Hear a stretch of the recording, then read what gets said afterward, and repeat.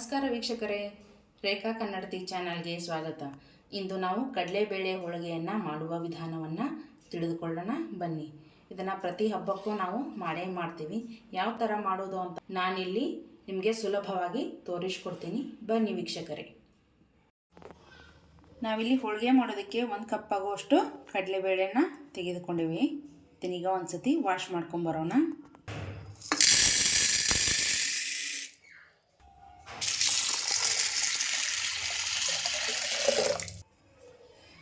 ಒಂದು 2 ಕಪ್ ನೀರಾಗುವಷ್ಟು ಸೇರಿಸಿ ಇವಾಗ ಒಂದು 3 ವಿಸಿಲನ್ನು ಕೂಗಿಸ್ಕೊಳ್ಳೋಣ ಸರಿಯಾಗಿ.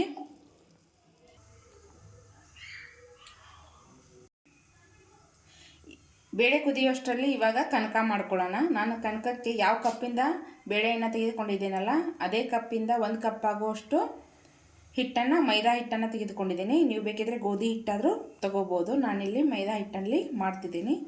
ಇದಕ್ಕೆ ಒಂದು ಚಿಟಿಕೆ ಆಗುವಷ್ಟು ಅರಿಶಿನವನ್ನು ಸೇರಿಸ್ಕೊತಾ ಇದ್ದೀನಿ.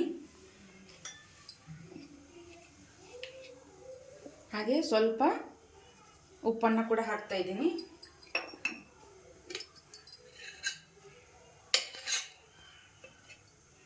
ಒಂದು ಸ್ಪೂನ್ ಆಗುವಷ್ಟು ಎಣ್ಣೆಯನ್ನು ಸೇರಿಸ್ತಾ ಇದ್ದೀನಿ.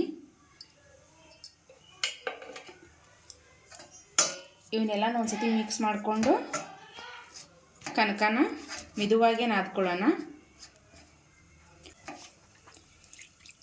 ಚಪಾತಿ ಹಿಟ್ಟಿಗಿಂತನೂ ಮಿದುವಾಗಿ ನಾದ್ಕೊಳ್ಳೋಣ.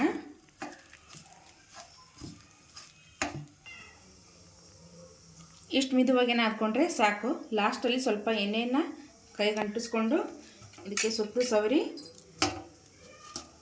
ಒಂದು ಅರ್ಧ ಗಂಟೆ ಆದರೂ ಇದು ನೆನೆಬೇಕು. ಇದನ್ನು ಒಂದು ಅರ್ಧ ಗಂಟೆ ನೆನೆಯೋದಕ್ಕೆ ಬಿಟ್ಬಿಡೋಣ.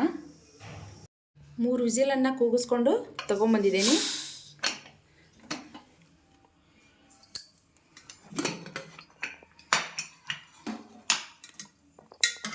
ನೋಡಿ ಯಾವ ಥರ ಬೇಳೆ ಬಂದಿದೆ ಅಂತ. ಈ ಥರ ಪೂರ್ತಿ ಕಟ್ಟಾಗಬೇಕು, ಆ ಥರ ಬೆಂದಿರಬೇಕು. ಇಲ್ಲಾಂದರೆ ಹೂರಣ ಸರಿಯಾಗಿ ಬರಲ್ಲ. ಈಗ ಇದನ್ನು ನೀರು ಬಸ್ಕೊಂಡು ಬೆಲ್ಲವನ್ನು ಸೇರಿಸ್ಕೊಳ್ಳೋಣ. ಯಾವ ಕಪ್ಪಿಂದ ಬೇಳೆಯನ್ನು ತೆಗೆದುಕೊಂಡಿದ್ವಲ್ಲ ಅದೇ ಕಪ್ಪಿಂದ 1 ಕಪ್ ಆಗೋಷ್ಟು ಬೆಲ್ಲವನ್ನು ಸೇರಿಸ್ಕೊಳ್ಳೋಣ.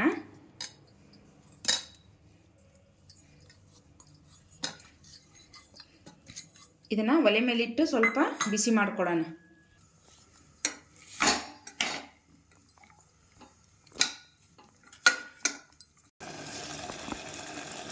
ಈ ಥರ ಬೆಲ್ಲ ಕರಗಿ ಸ್ವಲ್ಪ ಹೊತ್ತು ಕುದಿ ಬಂದರೆ ಸಾಕು.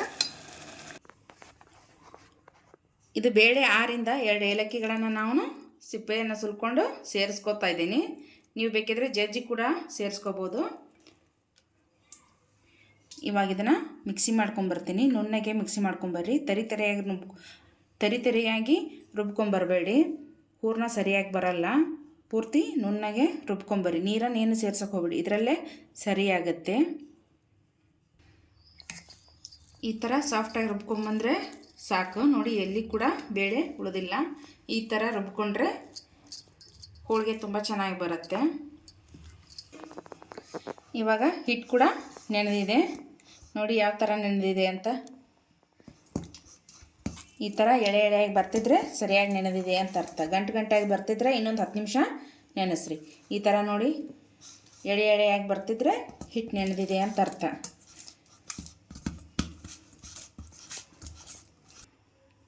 ಒಂದು ಉಳ್ಳಿ ಆಗುವಷ್ಟು ಹಿಟ್ಟನ್ನು ತಗೊಂಡು ಅದಕ್ಕೆ ಹೂರಣವನ್ನು ತುಂಬೋಣ.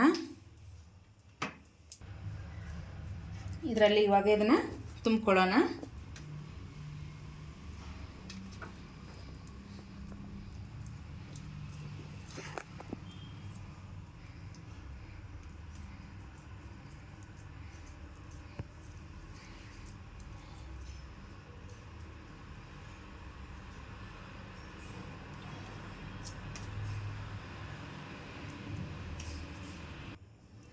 ಲಟ್ಟಣಿಗೆಗೂ ಸ್ವಲ್ಪ ಎಣ್ಣೆಯನ್ನು ಸವರಿಸ್ಕೊಂಡು ಹಾಗೆ ಶೀಟಿಗೂ ಕೂಡ ಸ್ವಲ್ಪ ಎಣ್ಣೆಯನ್ನು ಹಚ್ಕೊಂಡು ತಿಳುವಾಗಿ ಲಟ್ಟಿಸ್ಕೊಳ್ಳೋಣ. ನಿಮ್ಗೆ ಎಷ್ಟು ತಿಳುವಾಗಿ ಬೇಕೋ ಅಷ್ಟು ತಿಳುವಾಗಿ ಲಟ್ಟಿಸ್ಕೊಳ್ಳಿ.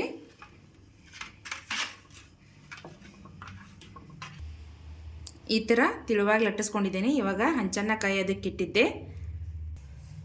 ಹಂಚು ಕಾದಿದೆ. ಹಂಚಿಗೆ ಸ್ವಲ್ಪ ಎಣ್ಣೆನ ಹಾಕ್ಕೊಂಡು ಹೋಳಿಗೆನ ಹಾಕೋಣ.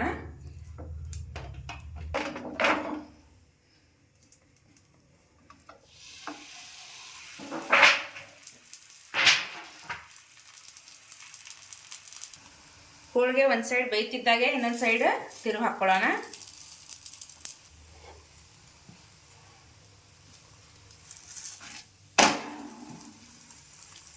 ನೀವು ಬೇಕಿದ್ರೆ ಚುಚುಕದಿಂದ ಕೂಡ ಹಾಕೋಬೋದು. ಹೋಳಿಗೆ ಹರಿಯುತ್ತೆ ಅನ್ನೋದಕ್ಕೋಸ್ಕರ ನಾನು ಕೈಯಿಂದ ಹಾಕಿದ್ದೀನಿ.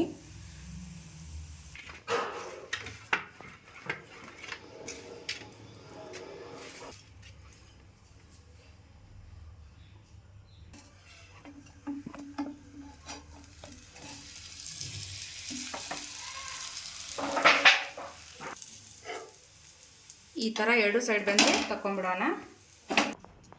ನೋಡಿ ವೀಕ್ಷಕರೇ, ನಾನು ಈ ಥರ ಹೋಳಿಗೆಯನ್ನು ಮಾಡ್ಕೊಂಬಂದಿದ್ದೀನಿ. ನೀವು ಒಂದು ಸತಿ ಮನೆಯಲ್ಲಿ ಮಾಡ್ಕೊಳ್ಳಿ. ಹೇಗಾಗಿದೆ ಅಂತ ನನಗೆ ಕಾಮೆಂಟ್ ಬಾಕ್ಸಲ್ಲಿ ತಿಳಿಸಿ.